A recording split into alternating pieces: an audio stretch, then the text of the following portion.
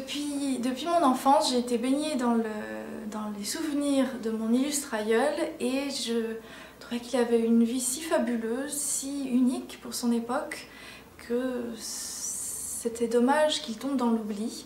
Et c'est pour cela que j'ai voulu en écrire un roman, faire de sa vie un roman, puisque sa vie était digne d'un roman. Et donc, il y a quelques années maintenant, j'ai commencé des recherches. Je me suis plongée dans sa vie, dans son œuvre, dans les poèmes qu'il a écrits et les romans.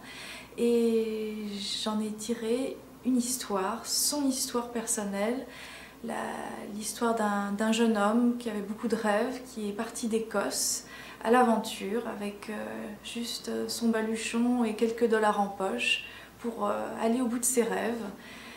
Une vie qui n'a pas forcément été à la hauteur de ses espoirs au début, mais qui l'a amené dans un pays, dans une région du Grand Nord canadien, le Yukon, où là cela a été le révélateur de son talent de poète, et il a écrit des poèmes qui sont rentrés dans l'imaginaire collectif du Canada.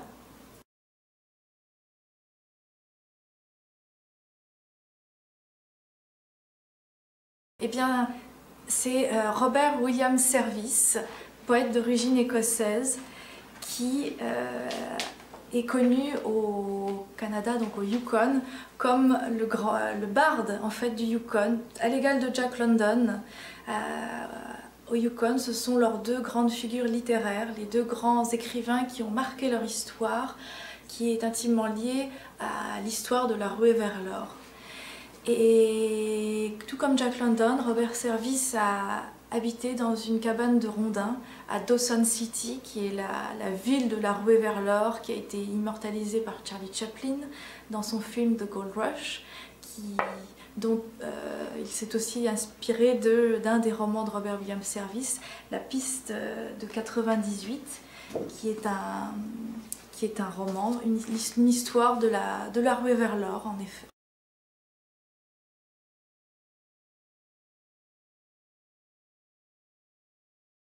Oui, c'était exact. Il a eu une vie d'aventure, il est parti d'Écosse, il a traversé tout le Canada, de Montréal à Vancouver. Il a travaillé sur l'île de Vancouver en tant que fermier, laboureur, boutiquier, faisant commerce avec les Indiens. Ensuite, il a vagabondé sur toute la côte pacifique. Il est descendu jusqu'au Mexique en restant à Los Angeles, San Francisco, où il a exercé toutes sortes de métiers. Il vivait comme un vagabond, longeant les voies de chemin de fer. Et il a vécu une existence assez dure, très précaire. À la fin, il allait à la soupe populaire pour avoir à manger, mais ça a été une sorte de formation pour lui, la vie dure, la vraie vie d'aventurier, et je pense que c'est ce qui lui a aussi permis d'écrire bien plus tard des vers, de la poésie, avec autant de profondeur et de réalisme face à toutes les expériences qu'il a lui-même vécues. Et c'est ce qui a forgé aussi, je pense, son succès et son style poétique assez particulier, parce que en fait c'est de la poésie proche humaine, qui était faite pour être récitée par tout à chacun, aussi bien le professeur que l'homme de la rue, que le prospecteur d'or dans le saloon. Il a voulu écrire sur les personnages de son époque qu'il avait rencontrés, et que eux-mêmes puissent s'approprier sa poésie, la réciter et la partager, et c'est ce qui fait son succès populaire.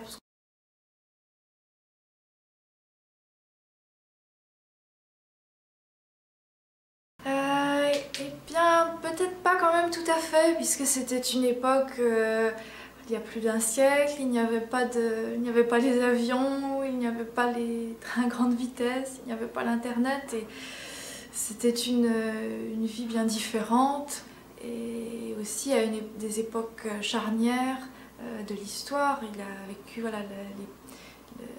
peu après les chercheurs d'or, le temps des pionniers aux États-Unis.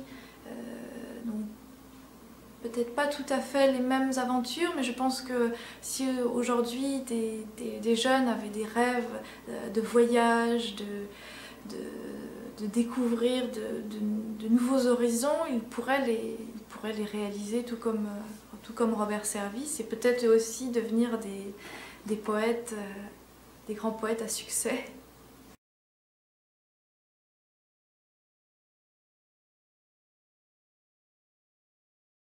Oui, je le pense, puisque c'est un homme très attachant en fait, parce que c'est un homme comme vous et moi, avec ses rêves, ses doutes, ses espoirs. Il a tenté sa chance, parfois avec succès, mais la plupart du temps avec beaucoup de déboires, comme tout le monde. Il a eu des événements qui l'ont beaucoup marqué, du succès, mais aussi des déceptions sentimentales, et donc c'est ce qui fait que c'est quelqu'un de proche de nous et d'attachant, puisque en fait c'est une vie comme beaucoup, et une vie qui a été liée à la grande histoire de la conquête de l'Ouest, des aventuriers et de la ruée vers l'or. Donc oui, je trouve que c'est une histoire enrichissante et aussi assez pleine, un destin plein d'espoir pour tout le monde, de persévérer surtout. Il a toujours cru, malgré qu'il n'ait plus d'argent, qu'il dorme à l'armée du salut, il avait toujours cet espoir que peut-être quelque chose de meilleur, qu'il allait découvrir quelque chose de meilleur, et qu'il trouverait sa place dans la société, puisqu'il avait ce caractère rebelle dans sa jeunesse, et il a toujours cru dans le futur, et qu'il allait aller au bout de sa quête personnelle. Et je pense que c'est quelque chose qui est assez universel, et nous avons tous une quête, un rêve qu'on souhaite atteindre, et je pense il faut faire comme Robert Service, persévérer et toujours continuer d'y croire, même si c'est pas toujours facile et que la vie est parfois dure. There are strange things done in the midnight sun by the men who moil for gold. The Arctic trails have their secret tales that'd make your blood run cold. The northern lights have seen queer sights, but the queerest they ever did see was that night on the marge of Lake Labarge. I cremated Sam McGee. Now, Sam McGee was from Tennessee, where the cotton blooms and blows. Why he left his home in the south to roam round the pole, God only knows. He was always cold, but the land of gold seemed to hold him like a spell. But he'd often say in his homely way that he'd sooner live in hell. On a Christmas day, we were mushing our way over the Dawson Trail, talking of cold. Through the party's fold, it stabbed like a driven nail. If our eyes we closed, then the lashes froze, till sometimes we couldn't see. It wasn't much fun, but the only one to whimper was Sam McGee. And that very night, as we lay packed tight in our robes beneath the snow, and the dogs were fed and the stars overhead were dancing heel and toe, he turned to me and, "Cap," says he, "I'll cash in this trip, I guess. And if I do, I'm asking that you won't refuse my last request." Well, he seemed so low, I just couldn't say no. Then he says with a sort of moan, "It's the cursed cold, and it's got right hold till I'm chilled clean through to the bone. To think being dead, it's me awful dread o' the icy grave that pains. And I want you to swear that foul or fair, you'll cremate me last remains. Well, a pal's last need is a thing to heed, so I swore I would not fail. And we started on at the streak of dawn, but God, he looked ghastly pale. He crouched on the sleigh, and he raved all day o' his home in Tennessee. And before nightfall, a corpse was all that was left for Sam McGee.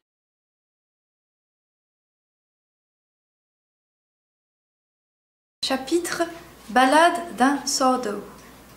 C'était un samedi soir et les rues étaient désertes. J'entendais des bruits de fête, des cris et des exclamations en provenance des bars. Soudain, une phrase surgit dans mon esprit. Des hommes chahutaient dans le Malamute Saloon. Je la répétais plusieurs fois. Pourquoi pas? Pour un début, c'était rythmé. Gonflé par l'inspiration, je retournai à la banque pour mettre sur papier cette première phrase. Tout était calme. Je me faufilais doucement dans l'obscurité quand la détonation d'un revolver retentit. Une balle siffla. « Vite, je me couche par terre !» Plus mort de peur que blessé, je restai allongé sur le sol jusqu'à ce que j'aperçoive la tête endormie de cet idiot d'Irlandais penché sur la trappe de sécurité qui donnait sur la banque. « Robert ? Robert ? C'est toi ? Parle-moi, es-tu blessé ? » ?»« Oui, enfin, non, je n'ai rien. »« Oh mon Dieu, je rêvais. Je disputais une fameuse partie contre un champion de tennis quand un bruit m'a réveillé. Cela venait du coffre-fort. J'ai regardé à travers la trappe et j'ai aperçu une ombre furtive. J'ai réellement pensé que c'était un cambrioleur. Au lieu de jouer au tennis, apprends à tirer pour la prochaine fois. Je peux descendre t'aider ? Non, non, il n'y a rien de cassé. Ce n'est pas la peine de faire davantage de bruit. Bien, on en reparlera demain. Je suis désolée, Robbie. Je ne vais pas pouvoir dormir de là toute la nuit, si je t'avais blessé ou même pire. Heureusement que mon collègue était un piètre tireur. Sinon, la fusillade de Dan McGrew n'aurait jamais existé.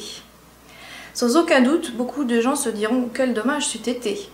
Cela aurait évité à des centaines d'hommes de lire mes poèmes et à de nombreux élèves de les étudier. 1.